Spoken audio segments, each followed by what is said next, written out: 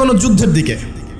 এখন বলবে ভবিষ্যৎবাণী করে দিল নিউক্লিয়ার যুদ্ধ হবেই তো বলি নাই, বলেছি হওয়ার মুখোমুখি অবস্থা দাঁড়িয়ে আছে। যে কোনো মিলিটারি অ্যাফেয়ার্স যারা পড়াশোনা করে, ভালো মানের পলিটিশিয়ান যারা ইন্টেলেক্ট রাখেন মাথার মধ্যে, শিক্ষিত সমাজ এবং মিলিটারি অ্যাফেয়ার্স যারা বোঝেন, তাদেরকে জিজ্ঞাসা করে দেখি যে আবু তো আদনান ভাই একটা লেকচারে বলেছিল যে সারা ওয়ার্ল্ড নাকি নিউক্লিয়ার যুদ্ধের দ্বারপ্রান্তে দাঁড়িয়ে আছে, কথাটা কতটুকু সত্য? তারা অ্যান্সার দিবে ইনশাল্লাহ। দেখেন, এই শিক্ষিত সমাজ অ্যান্সার দিবে ইনশাল্লাহ। তাকে জিজ্ঞেস করতে যায় না যে বিষয়ে কোনো জ্ঞানই রাখে না।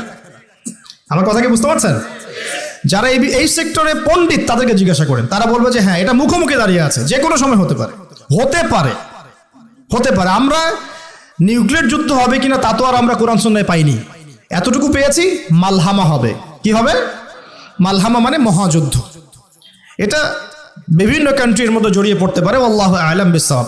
এতটুকু জেনেছি ইরাকের ইউফ্রেটিস নদীর সোনার পাহাড়কে কেন্দ্র করে বিশাল যুদ্ধ হবে, এটা জেনেছি, হাদিসে আছে। শুধু তাই নয়, নবী সাল্লাল্লাহু আলাইহি ওয়াসাল্লাম বলেছেন প্রতি 100 জনের মধ্যে 99 জন মানুষ ওই যুদ্ধে মারা যাবে। যারা যুদ্ধে অংশ নিবে তাদের কথা বলা হচ্ছে। মুসলিমদেরকে বলা হচ্ছে তোমরা ওই সম্পদে হাতও দিবে না। ওই সম্পদ নেয়া তো দূরের কথা, ওখানে হাতও দিতে যেও না।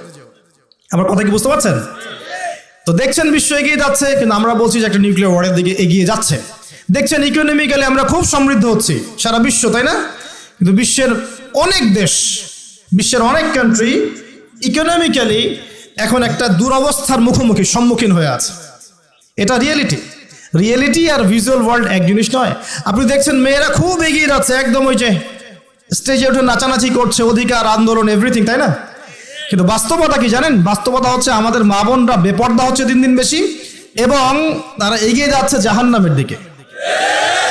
নবীজি বলেছেন এই কথাই, শেষ জামানায় এক শ্রেণীর নারী বের হবে, নিসাউন, মহিলা, ক্যাসিয়াতুন, যারা কাপড় পরে থাকবে, আরিয়াতুন, তারপরেও নগ্ন হবে।